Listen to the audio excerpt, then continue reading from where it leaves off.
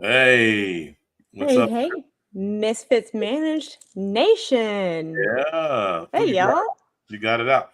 Subscribe, like, and share. Share, subscribe, and like.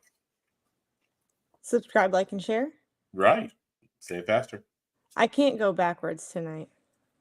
Okay. I know we're both kind of taxed on the brain today, but hey, I'm still excited about last week's, part two with Micah Yeah, Norman, part one and two. That was powerful, exciting. She yeah. did an amazing job, and I think the fruit of the show, her experience, is just overflowing in her life, in our conversations this week. So I'm going to connect with her because I had another project that I want to work on with her. So You got yeah, lots of she's- projects. I got a lot of projects. Big one tonight. So, but it's actually I'm slimming down to still push my initiatives and things that are burning in my heart, but going into spaces that I don't have to lead, There you go. get to contribute. There you So go. yeah, so I that's like what it. tonight's about. So yeah, I'm sorry about your kiddos. Yeah, he was up sick and You know what? It's something I'm still learning to deal with. So, um, my for those of you who haven't heard before, um, my youngest son has a lot of um, allergy issues, which also a lot of times comes with asthma issues. mhm. And with him, it tends to go from like 0 to 100 super fast. And a lot of times it leads to some really, really long nights. And obviously, a doctor appointment in the morning to get it to where he's not wheezy. And I have never really dealt with that before. Look at Micah already jumping in. Cheer. Micah! Misfits Nation. Um, yeah, so rough night with that last night, but the good thing is that just breathing issues, not that breathing issues are minimal, but um that's all there was. I can control that for the most part, and there was no other sickness, there was no fever, no anything else, so I'm grateful for that. Yeah, well, that's good. And I'll I'm definitely still actually here with my eyes open, so thankful for right. that. We'll keep them in our prayers and Misfits Managed Nations. If you could also do that, keep them in your prayers as well. So look at Micah with the poor baby and poor mama. Poor mama. Yeah. Yeah. One struggles, both struggle. Right. But Yep. we've got another power packed show planned for you. We've got a new guest with you for us today, or for you today, whatever. I can't talk anymore. Anyway, her name is Abigail Unfried. I think I said it right. She'll correct me when she comes on. So, um, Abigail, come on in, girl. Join the party today. Hey. How are you What, guys today? what's up, girl? What's up, man? It's actually just really funny. I came on a few minutes ago and I was in the backstage, right? Right. In that time period, Isabel like projectile vomited spaghetti. And so I was like running around, like cleaning it up really quick while you guys were talking. I am so sorry to hear about your kiddo and the asthma, but I sat right back down right when he introduced me. And so I was like, Boom. boom, and we're back in action. Uh, Abigail's mom and two tonight. yep. Yep. Yes. Always got a double team. The whatever I'm doing, whatever project I'm on, mom comes first.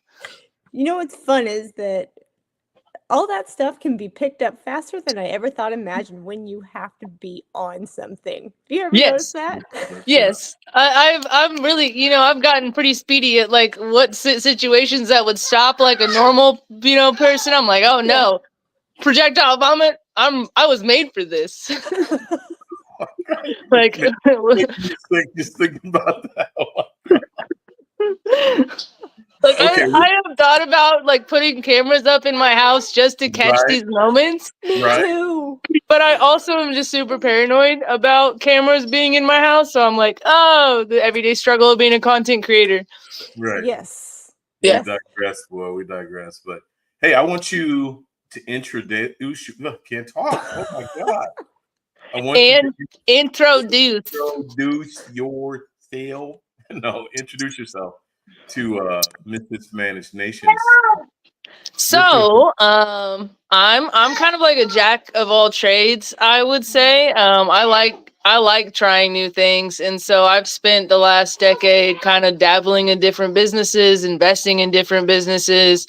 Some people I grew up with, some people I met along the way, and just I get fueled by helping other people and learning things that I don't know. It's challenging to me, so I that fuels me and wanting it inspires me to do more. And so when somebody tells me a crazy idea or what some people would perceive crazy, I'm like, oh, that sounds so fun. Let's do Right. it. And like if we if we F it up, we F it up. And I don't know, I guess I have personally like and I'll talk a little bit about it, but this last year, the longest standing company I had to chalk that up as a failure and redo the drawing board, for me recently. And that was like a huge, like, oh no, what do you do with this failure? Like, what do you take from that and what do you build with that? And so, that's what I've been on this year. Like I, grouped with one company. I recently just got a promotion with Equipment. I've been with Equipment Auctions. Woo! Going on 9 years, and I love Equipment. I love what they stand for. I love how we do auctions. And they brought me on as like a affiliate program lead, and I have a co-part, and she's fantastic. She's teaching me admin stuff, because I never went to college for this sort of thing. This is just a all experience included package deal. And so it's been fantastic the last few weeks, learning things that I didn't know, and being able to put to like create something that's like, oh, I learned, I knew that you're not supposed to do that. And so telling people those things ahead of time to save them the aggravation and Yeah. all that. It's been fun. It's like, oh, I get to create, and that's what I've always wanted, is just to have a position where I can create my own thing. Well, you're a creator, so I know that falls right up your alley. So It does. Like anything that is like me having to create, then I will be like a nerd full force in it. That's my jam. Oh, girl, that's me too. I'm loving that. But Yes. I think we have talked over the last few weeks a lot about you, and I definitely wanted you to come on board here because what a story you have to tell. And I know we talked a little bit last night and yesterday and all that, but again, I'm just gonna direct a little bit, but I just want you to share what you feel is in your heart tonight. I know you've had some severe ups and downs and some challenges, and I'm really proud of you because you took some stands here recently in your life that are now bearing tremendous fruit for you.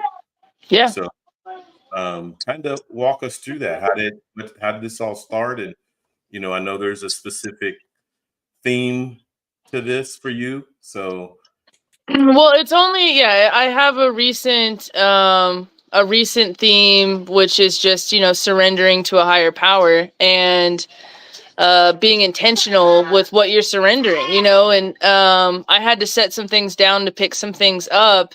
But for me, it started, there I had wasn't just one moment, it wasn't just 1 year that was like, aha, no, it's been like a consecutive years of things that was like, oh no, I don't know what I'm doing. What am I going to do now? And that was the consistent question, was what am I going to do now? My 7-year-old, almost 8-year-old, was born with Down syndrome. We didn't know until the day she was born. And so I was planning for a healthy baby, and we lived in Topeka at the time, and I wasn't working because I had a 1.5-year-old. I mean, I have always bought and sold things since I could, talk to people, really. The joke, I could smell, or I could sell Eskimo ice. That's always been a thing, like Mac Dre. And but I think when Isabel was born was like the real sinker, that I had to either get up and do something, or we were going to sink, you know, because there were certain things that she needed that I was the only one we needed to provide this, you know, like, how are we going to make this work? How are we going to make this work? So I started, my own business. I guess I started working for another person at first, you know, like everybody does. And after working with this gentleman for like a year, I was like, man, I could do this, you know, like this is perfect. It works around my kids' schedule. And so I jumped in full force and, but not doing any research. If I could do it all over again, I would research the heck out of what I was doing. But you know, when sometimes you just got to go, Yeah. you just got to do it and then hope that you land on your feet. And so I opened up my store in 2018. And 6 months later, it flooded. The doors shut, you know, and God was like, we got to find something else for you to do. And so within a few months, I was going into houses and doing the auctions in houses, and it morphed. And so I say that little bit of backstory on my company Treasure Nest is because that was built on the fire to feed my kids. You know, I had to have something in that moment that was going to work with their schedule, their time, and be able to pull in enough income that we were not like, there was no paycheck to paycheck. It was hour to hour, you know, and we were going from contract to contract for many years until we got to just this last year. And in this last year, I looked up and now I don't have babies anymore. I have a 7-year-old and a 9-year-old, and they might as well be teenagers. When it comes to Roblox, they might as well be teenagers. And I took a hard look in the mirror and was like, okay, it served its purpose. The company that I built, it served its purpose. It got us here. And by the grace of God, the experience, all of the mess ups I made along the way, building my own company, our parent company was like, yeah, we want you to come on with us, and so you can show other people how not to do it. And I just thought that was funny and a God sense of humor. You know, I'm really I had a podcast a few years ago, Manifesting Meh. And the very first person on that was the owner of the company that I've worked for this whole time. And just to kind of see his demeanor and everything, he's been a mentor of mine. And he says things like, life has nothing to do with what you did or said yesterday. It has everything with what you're willing to do and say tomorrow. And he's way smoother with it, you know, he really is. But that sticks with me in a lot of the choices I make, because auctions are a lot like that. And maybe that's why I'm kind of wired this way, is because auctions, you're only as good as your last. And you got to keep consistently pushing forward. But when I came to this year, I don't want to say forgot that, but I came to a point where I had been relying on all of my self-worth on my finances. Oh, wow. You know, because it's one thing, auctions are like going to the casino every day. You know, you constantly have a revolving door of, okay, income. As long as you're working every day, there's income coming in. And when I went through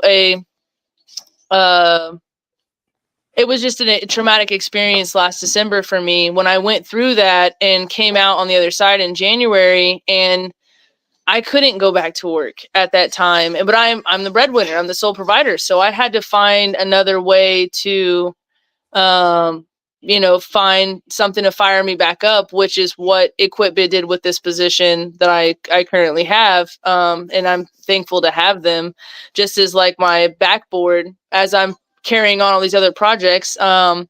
AYPN, I'm getting ready to speak with them in November, actually on my birthday, which I'm so excited about, because it'll be like the full circle of the things that have been going on in my life this past year. And so with AYPN, I've gotten a chance, both of you, to meet people that are so like-minded, and they have these aspirations, but none of us are in a rat race to get there. Like, we just all know that God's going to get us there when he wants to. And it's an open community of sharing ideas and collecting ideas and being able to just be yourself. And that is something that I experienced in my career, but not to this extent whatsoever. And I think you both know exactly what I'm talking about. Like, I have mentors and people within my career that they've brought me so far, but when it comes to the creative and innovation aspect of some of my projects and things, they're like, nope, we're not. If you're not talking dollar signs and numbers, then it doesn't spark them. Yeah. Well, I'm interested to hear, I mean, a snippet. I don't want you to, give it all away, but so it's putting together the pieces, if I remember it. And when she talks about Misfits Managed Nation, when she talks about AYP, and again, that's Activate Your Power Now, that's a public speaking platform that all three of us are participants on. So Abigail is a powerhouse on that stage when she gets up and speaks. And I'm just going to say it because she doesn't think that she is, but she inspires me every time she gets up and does it. I believe it was Mother's Day. It was Mother's Day, my last one, because I was a tearjerker for me. Huge tearjerker. So can you give us a glimpse of, because it was, if I remember right, it's putting together the pieces, and thank you. Yeah. What does it look like for you? So I lost my mom when she started deteriorating when I was like 17. And so our relationship started to deteriorate at that point too, but she physically passed away when I was 19. And so that was another reason of my business, having a child with special needs and all of that, and losing my mother, and within a time gap that I just hyper focused on work and needing to put some sort of label or title above my name to give me worth back. Because losing my mother, it's, once you lose your creator, everything is up in the question now, and there were so many things that I at 19 did not get to say or do. I had my daughter a year later, and so then all of a sudden you have your own daughter now, and you're like, well, who do I ask? What am I supposed to do with this child now? And it's funny because, fast forward 10 years and here we have a midget me that's running around with her little sassy mouth, and I'm at this point 30. I'm reserved. Okay. I've learned to keep my mouth shut, and she is what I was at 10, like constantly. And they called me Gabby for a reason. But I think that when I spoke about my mom, it was because it had been the 10 years, the officially 10-year Mother Day without her, and all of the things that I had experienced in these last 10 years without her, but because of her. Like there's certain memories that I'll have with my kids that were inspired because my mom either didn't get a chance to do something like that with me because of her situation. And I had to come to an understanding of that, of like, I can't hold resentment, number one, against someone who's not living anymore. Right. And I can't hold judgment against somebody who I never lived in her shoes. I know bits and pieces about my mother's story, but I wasn't there. And that was a big realization for me in my being a mother, in my mistakes that I'm making, because my mother also had a special needs child. My brother, Sean, he's 40 years old. He's 10 years older than me. I get him every other weekend. He's my light. He always has been since I was a teenager. I used to take him to high school parties with me. He'd have like a 12-pack of Diet Coke, and he'd sit around a table while we're playing drinking games and stuff. So he's my rider, and he's always been with me. And but for me and him, it was like losing our mom he did not catch on at first. He didn't catch on at first. And so that was hard to relive that with him consistently on holidays and stuff, where he's like, well, where's mom at? And I'm like, and I think that this year it's been really healing for me and him with our mother as well, just because we've built so many new memories, like I said, within her honor, things that I know, like she had this obsession with Mary Mary. And I know that when we play Mary Mary in the car and he's singing with it, he's nonverbal to a certain extent. So me and him are really just cues, grunts, and like we've been together so long that we know what each other is saying. But the speaking that I'll be doing in November is Pieces to Peace, PIECES to PEACS. And so the transition from being so thankful for the mistakes my mother made, to which was in May, a couple months ago, to now I've taken those pieces that my mother has given me, my father has given me, my family and loved ones, my kids has given me, and turned that into what peace looks like for me. And that has been what my Dirty 30 has been all about.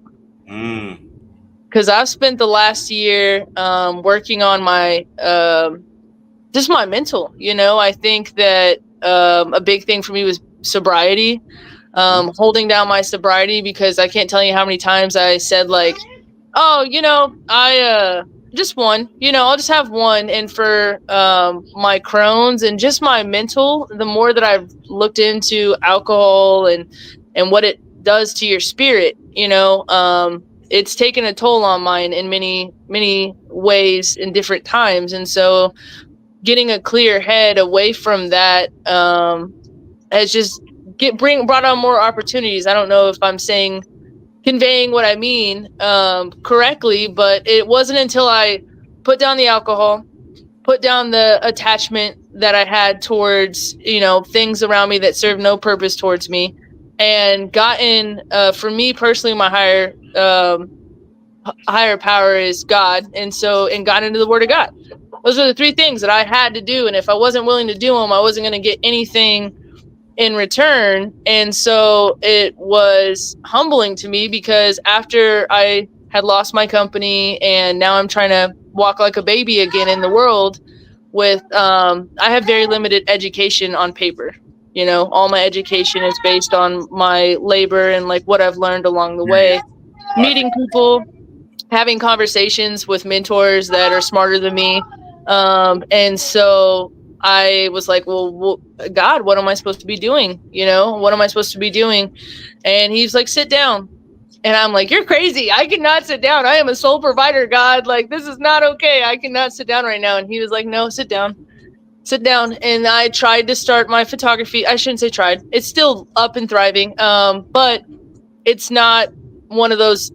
I thought that I was going to be able to close one business down and jump into another business full force and go all in, and that it was going to thrive the way it did. And God was like, nope. And he put my light out on that. And he was like, no, you need to sit down. And he forced me to declutter my space, to declutter what was going on in my life, and forced me to be at home with my kids. But I don't mean to say that in like a bad way. I love my kids, but for majority of their lifespan, I've been a provider, a worker. And so I've been gone long hours during the day. And for this year of my life, this is the longest I've been, okay, I'll be the one that picks you up. I'll be the one that drops you off. I'll be the one that, all of that. And that was a huge shift into my momness. Yes. That's good. I went through something so similar to that like 2 years ago now. And I was kind of the same way. I was just like, no, you put this in my life. I'm not supposed to put this down.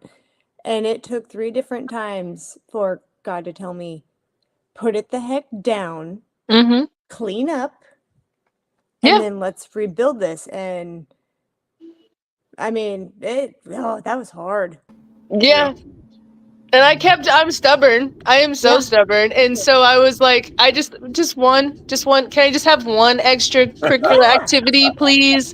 Can I just do this one thing? And so I was traveling for work 3 or 4 days every 2 weeks. Between May and August, we had hit like 7 states. And it was fun. But in that time frame, all I learned is I want to be home. That's all I learned is I want to be home. And that I need to sit down. I need to, because what good are you as a provider or anything if you're mentally drained?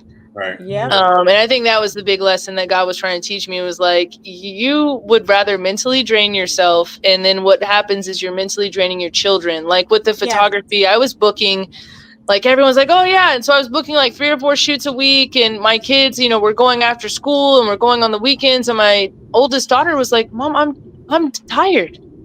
I want to stay home. I want, and really what she's saying is, I want a schedule. I want stability. Yep. And you earned that, kid. You should have a right to say, that's what I want. This is what I need, Mom. I need you to say, okay, if you're going to do a photo shoot, you need to tell me a week ahead.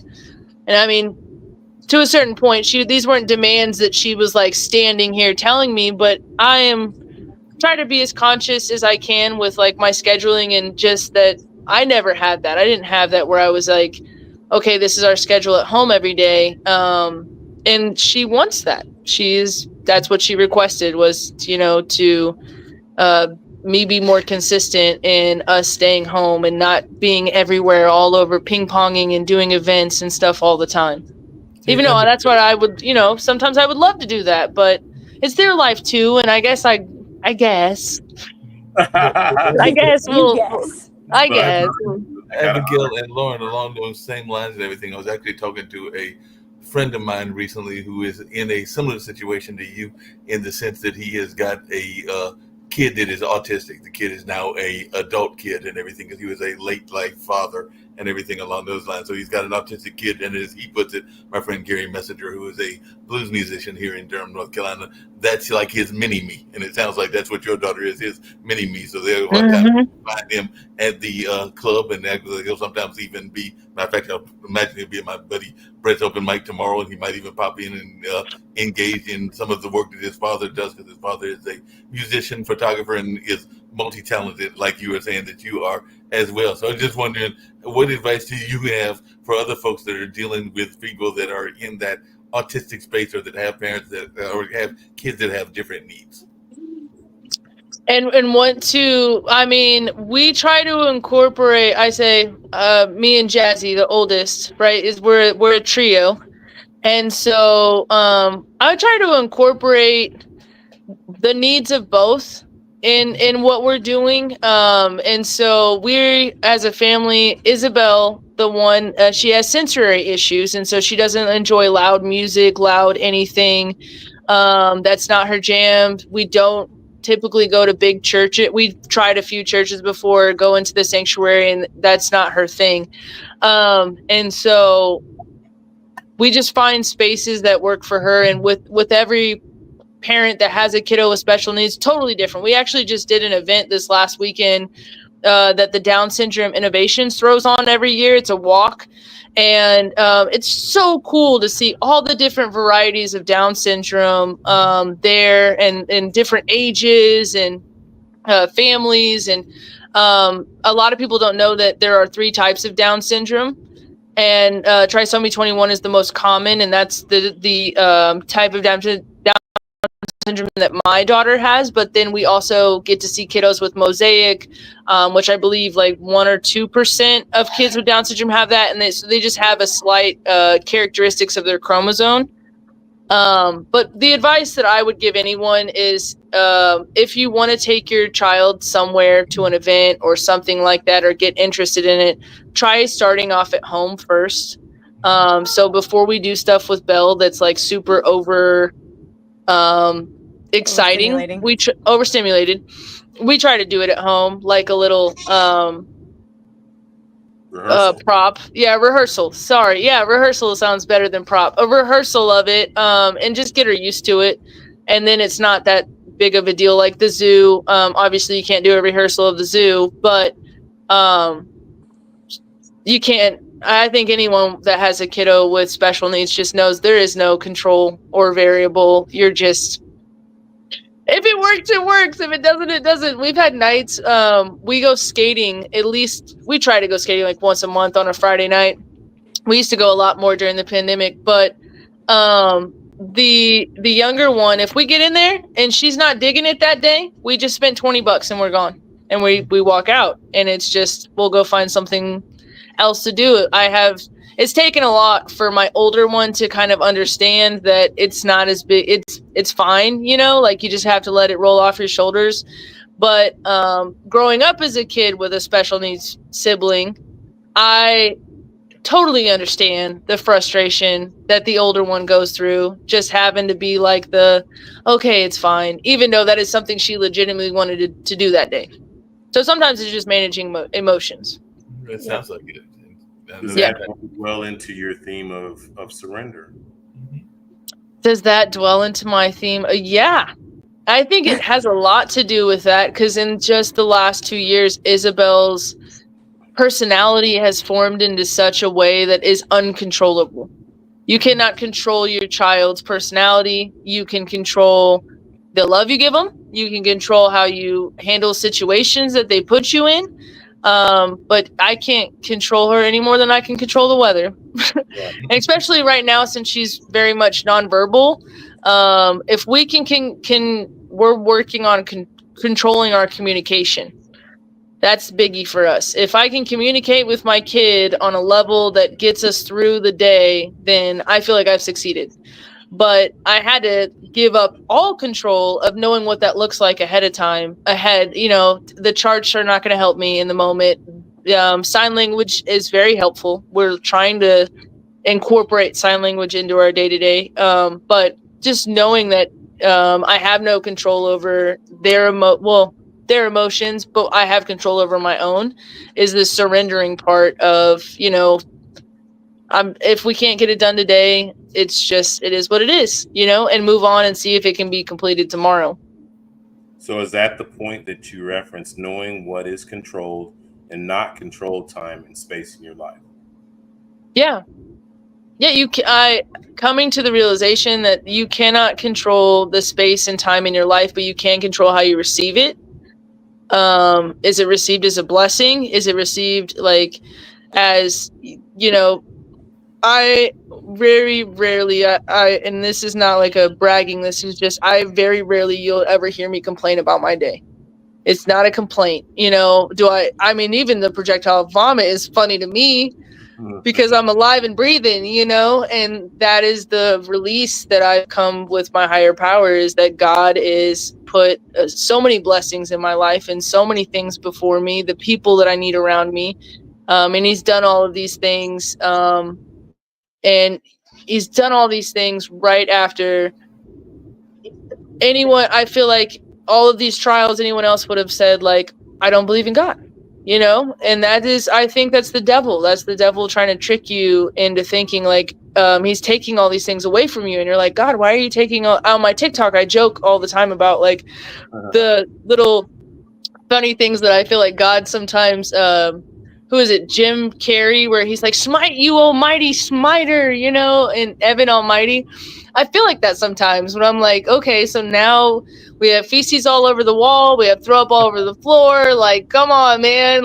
Are you entertained? Are you entertained? And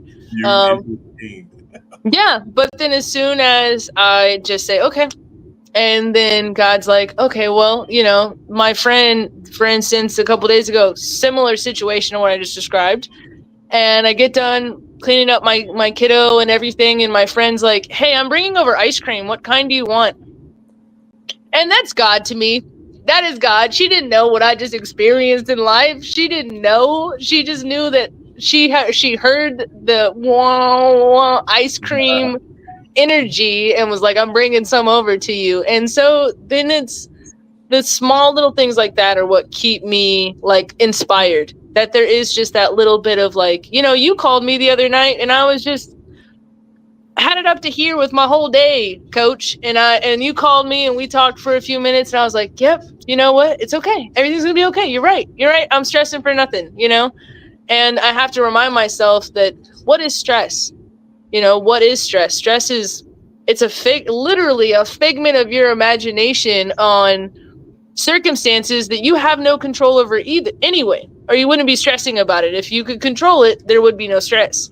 Well, hold on, let's pause on this, because I think you're hitting on something that I want to make sure our audience captures, because you're making an intentional choice. I think what's coming out of that particular area of surrender for you, Lauren, help me if I'm hearing wrong, but I'm hearing gratitude. Yeah. I'm hearing gratitude, that you are making an intentional choice to look at the situation and then just add gratitude. Every day. You got to have a cup of gratitude with everything that you do or say. I used to be a hothead. and get triggered by little comments here or there. And even when someone is throwing that shade, you just add a half a cup of gratitude and a little bit of lime, and then it doesn't even just roll off, you know? Watermelon drink you tried to get me to drink.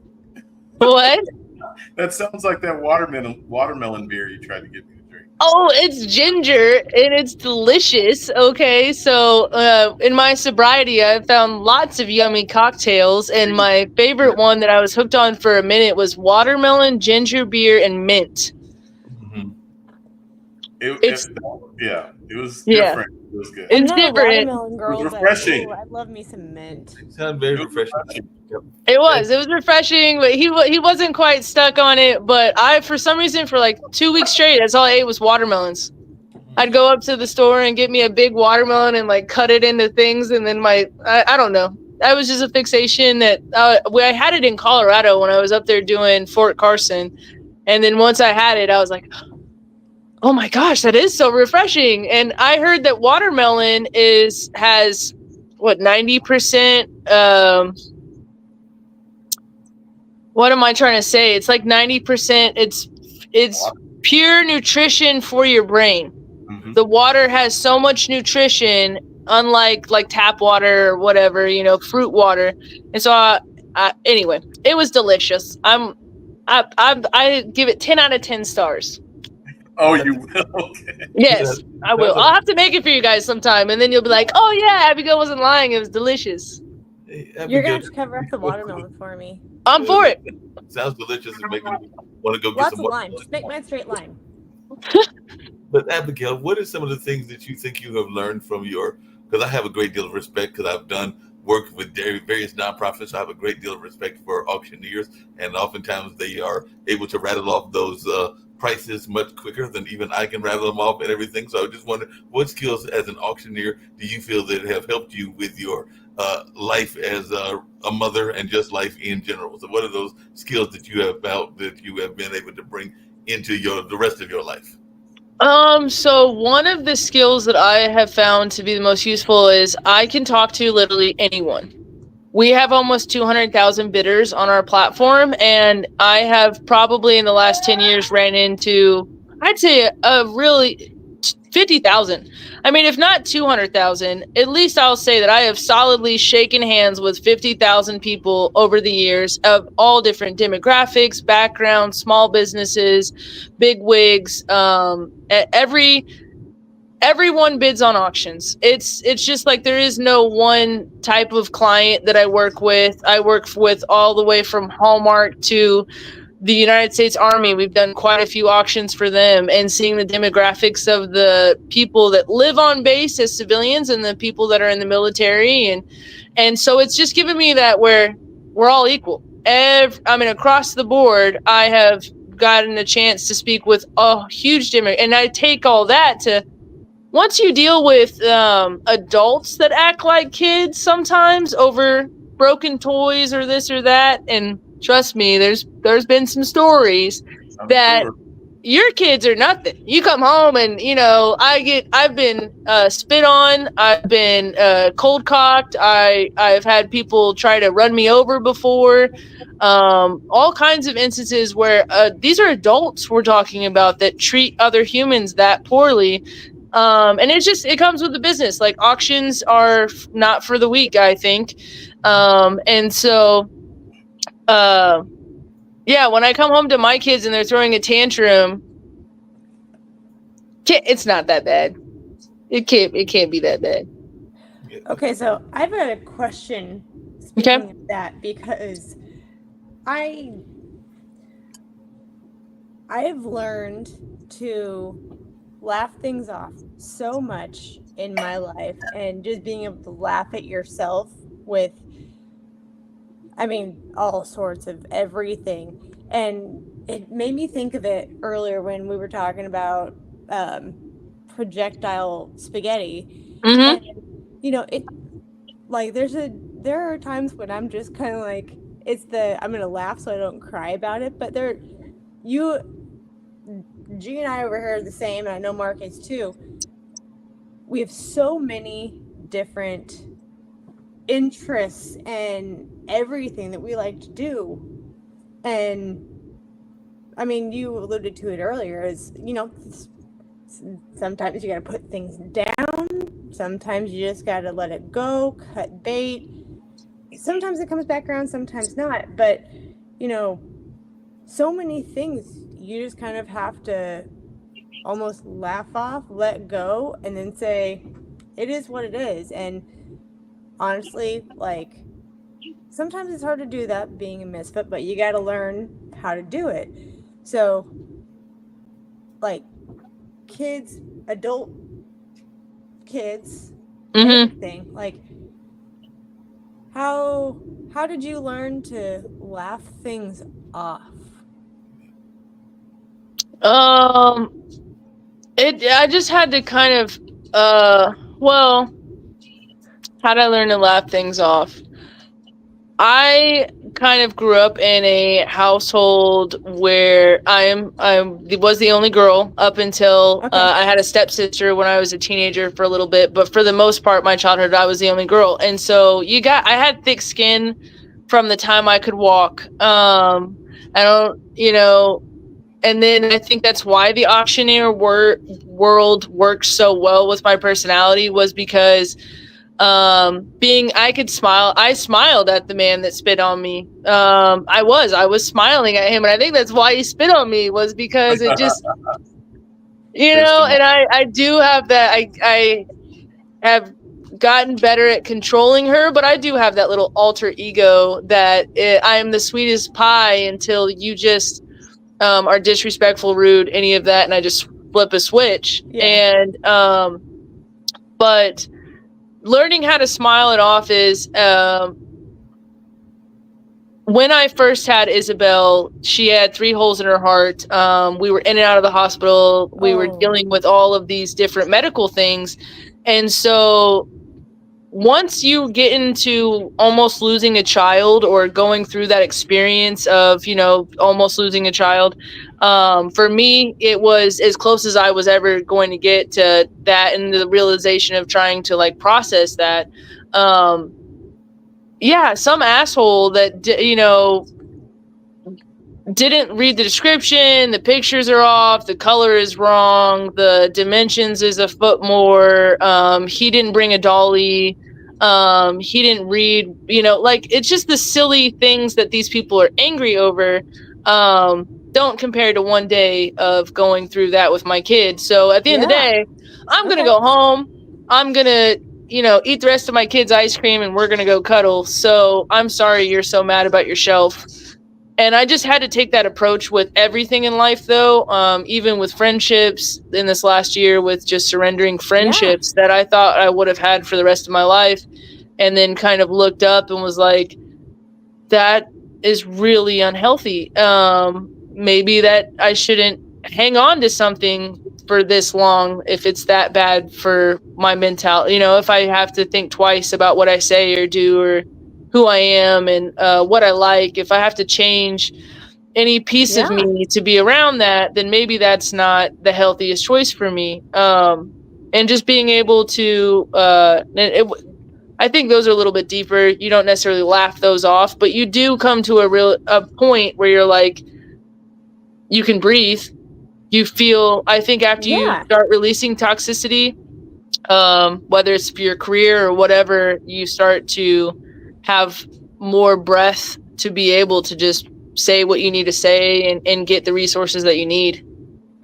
Well, and I don't think it's necessarily, I mean, you started with the laughing it off, but at some point, you know, that just comes down to perspective. Like, what is actually important is being with your daughter when you feel like you're going to lose her, compared to somebody who's throwing a fit over something that and that's immaterialistic or in the moment type things, that it is not going to alter anything in the future. And just being able to have that, like, I don't even know what it is, a tick, or if you take that and you put it in any instance, you can, nothing bothers you as much as it could. But along the same line, when do you become comfortable with your own identity. Because one of the things that I noticed about you when you first came on camera, and I'll tell you why I noticed it, because I have a new friend that is a similar class to what I'm getting ready to describe of you and everything. Because one of the things that I noticed about you, Abigail, is that you have tattoos. Not all women have tattoos, but you have tattoos, and all along those lines. And I know that some people are not comfortable with comfortable with themselves and who they are. So I do know some people that have tattoos. Like I have a new friend that's in my life who is very comfortable with her tattoos. Half the picture she shows, the tattoos on her arms are very much visible and everything. But I know other people that literally will hide their tattoos because they are afraid of what society will say about some of these images. So I just wondered, how did you become comfortable with that part of your identity? That part of my identity, again, I think it was just because I have been with the company that I was never judged. I was never judged by my tattoos, or it never came into play in my career. It was never something that they were like, oh, you don't know what you're talking about because you have tattoos. That being said, though, when I first started doing estates, I was very much, turned down for certain positions because the demographic for estates is elderly, or they're in a transitioning period of their life where tattoos are not as acceptable. And so that was at first I did hide my Belle doesn't think so. Right. But at first I hid my tattoos for a long time, and then the more comfortable that I got, the better. Are you ready for bed? Is that what you're saying? Me too. Right. Well, I want to throw this in there because these are your words to add to that, going with the flow. The longer, let's see, the more you struggle, the longer you struggle. Yeah. Wait, No, what was that? Go ahead, Lauren. No, what was that? I'm asking. The more you struggle, the longer. When I was interviewing her, she was talking about going with the flow, kind of wrapping up this section on that. But I wanted to hear what you were meaning by the more you struggle, the longer you struggle. Ooh. Isn't that good, Lauren? Ooh. That's rich. So my mom always used to say this saying, don't curse your crisis. And that kind of goes hand in hand. And the more you struggle, the longer you struggle, because I know for me last year, trying to preserve. Hey, can I have 5 minutes, please? Please? Okay. I'm gonna make this quick, guys, and then we're gonna have to do a part 2 because she'll get badder. Bell But runs the house. yeah, Belle runs my schedule. But last year I was fighting financially, physically, spiritually, emotionally. I was at war with myself because I refused I was struggling, but I was struggling to keep things that was not meant for me anymore. And so it wasn't until I stopped struggling and stopped you catch the catfish on the hook, and then they will catch and release you. You'll be released and you can, go about. And that's kind of what God did for me was he had caught me. I had to surrender what was not for me anymore. And I kept trying to pick them back up because I wanted them. And he was like, no, you cannot pick it back up. And once I stopped struggling with that wasn't meant for me anymore, then I could really start to see what was. That's powerful. And so that's what I meant by that, Gary, when I was sending that to you. Yeah, that's good. That's good. I just wanted to chew on that. Hey, Belle, what's up, lady? You say hi. I don't know if she remembers me. Hello. I think somebody's sleepy. That's what I think. Yeah, I think she's all in.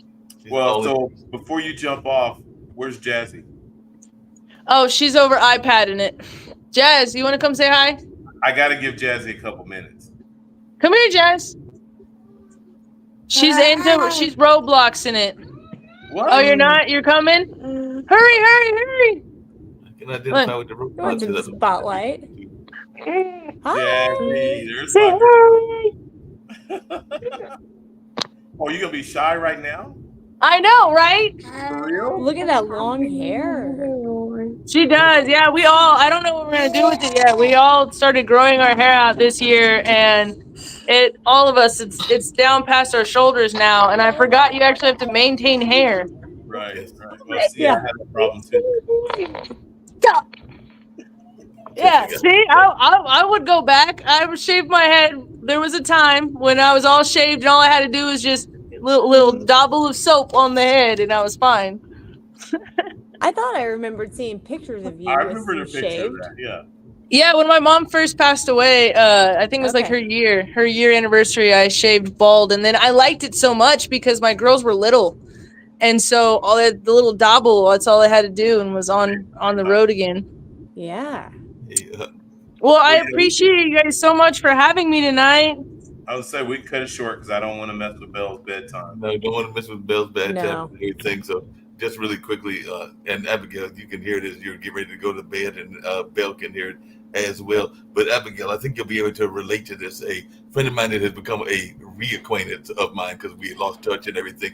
They actually, because they were into drama and everything, they when their mentor died, they actually came to their funeral, which I thought was weird at the time, in kind of dramatic outfit and everything along those lines. We were actually friends living together at the time, but at that time I thought it was weird. But in hindsight, I'm going like they were actually with the misfit nature of their own personality. So they actually went to the funeral as like dressed up as almost like a character and everything. They knew that that particular mentor would appreciate of them and everything. So like I said, at the time that it happened, I was going like, it seems a little off the beaten path and a little bit not normal. But as I've learned from my Misfits friends, it's all right to not be normal sometime and all along those lines. So I would say in hindsight, I've been able to relate to what she was doing. At the time, I was thinking like, this is a little crazy that you want to go out in a dramatic outfit and all to this person's funeral and everything. So now that in hindsight, I can identify. Yeah. Well, hey, sis, we love you and we appreciate you. We are so honored that you gave us time, and we're going to end short early because, again, I don't want to interrupt. She's not going to let me talk. Oh, I know. So I'm not going to interrupt her time. We got to do this again, though. Yes. Oh, definitely. Yeah. Like I said, next week I'll be out of town next week, but I would love to watch or come back. I would love to come back. Yeah, absolutely. Tell Miss Jazzy I need her to be ready. We'll do about 2 minutes though next time. Okay, I will. I'll tell her she's got a 2-minute spot to fill up. Yeah, I'll tell her next time I see her though. Okay. Yeah. All right, you guys be blessed and get to sleep, Miss Belle. All right, good night. Bye-bye. Bye-bye. Bye-bye. Well, y'all wrapping up, and I'll let y'all wrap up and everything. But just quickly, Coach, that's a difficult conversation I know a lot of people have to deal with, which is that notion of dealing with a child that has got a sort of disability, whatever that disability is, and all along those lines. Because like I said, I do have that friend, Gary Messenger of mine, who has that autistic son and everything. And actually, one of the things I was going to mention to her, and maybe I'll mention the next time, is here in Durham, there's a group called Bright Star. So they do a lot of horse therapy. So a lot of the autistic folks are actually doing equestrian stuff in order to help them do some of that interpersonal connection that they may not always have in the normal, more traditional form. So I know that was one of the first programs that his son got involved in. I think he still may be involved in it to some degree. And there are other programs like that, because I got another friend that runs literally an autistic thrift store. So she runs a thrift store and she hires autistic people and all along those lines. So definitely even Shannon said that horse therapy is amazing and all along those lines. Yeah, and then we want to thank Shannon and Micah Yeah. for joining us tonight. We appreciate your support. Thank you for interacting with the girls and with Abby and with us. Well, it's another great show. I think Abby has so much to share. I really enjoyed my conversation with her. Every time we talk, it's an enjoyable conversation. And then when she speaks next month, it's going to be awesome for That me. would be great. Too.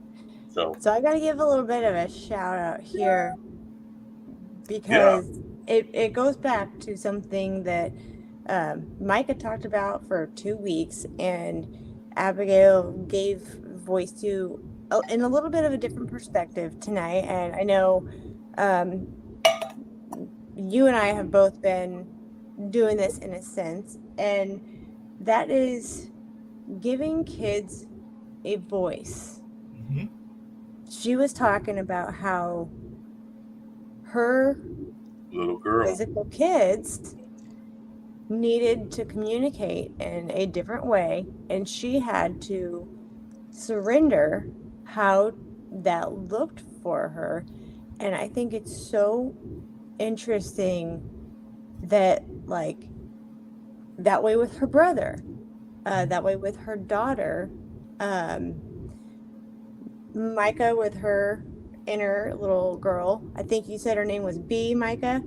I haven't named mine yet, but I should do that. And whatever little child Coach G is. But you know, I think it's There's I power think in that. it's I think it's so cool because, like, even with my own kids, like learning how they need to give their voice, because we try to force it. We try to do what we think is right for them, even if it's our inner child. And holy cow, like, per Abigail's word, you have to surrender what that looks like and let it come as it needs to. And then you will not struggle as much. The more you struggle to do that, the more you struggle to force upon kids what their form of communication is, the more you'll struggle, because it's not what it's supposed to be, not what you're trying to force. Yeah, look at Micah's comment right there. What was it? When I pull up the comment, I'm going to add something to what you just said, Lauren, and it's probably tied into what Mike is saying and everything. But sometimes then when you have that kind of attitude and you are letting kids have their voice and all along those lines, when it comes full circle, it is also beautiful to watch and all along those lines. Because like I said, one of the things that I admire about my parents, but in this particular case, my dad and everything, is that when he was a much younger man, because he's in his 80s now, but when my nephews were born, so about 15 or 16 years ago, I think I told you this before, Coach G, he had them exploring at a very young age, Mother Nature, and exploring things like that and everything. So when he was going through his health crisis recently, and he just came back home on Sunday, yesterday, so he went back to his own physical house here in Durham and everything. But when he came back to his house, they were helping him get stuff into the house. So some of the things that they learned as young people at his hands as their grandfather, they're now kind of returning that favor to him, because it's stuff that they learned from him that they're able to kind of like flip the script and kind of like help him in some of the things that he needs help with as well. So I just wanted to add that little bit of context as well. Yeah, for sure. Well, this has been so good. And I mean, I know, Coach G, you and Abigail have worked together a decent amount, I believe, but I've seen lots of pictures and everything else, but it was really fun getting to know her and all of her misfit magic, I'll say, going back some episodes, because she just kind of explained what it was to make magic out of being a misfit. Yeah, she's a powerhouse. Yeah. I think having her back, and then definitely people have to come out to YPN and hear her speak. Yeah. Next month, I want to say that's the 16th.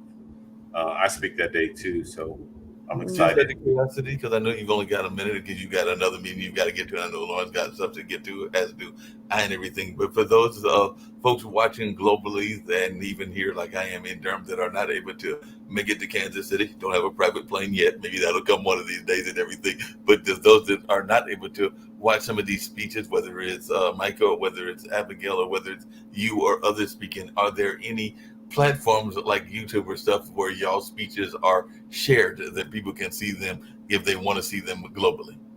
It's on YouTube, and you can just go to Activate Your Power Now. Okay.